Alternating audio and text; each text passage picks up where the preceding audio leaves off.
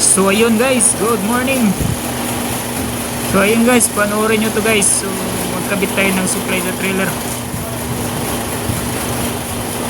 Basic lang to, panoorin nyo, driver o helper.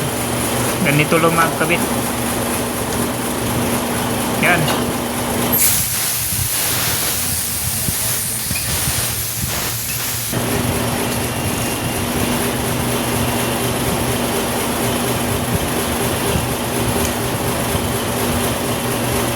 Okay guys, paldo na ta.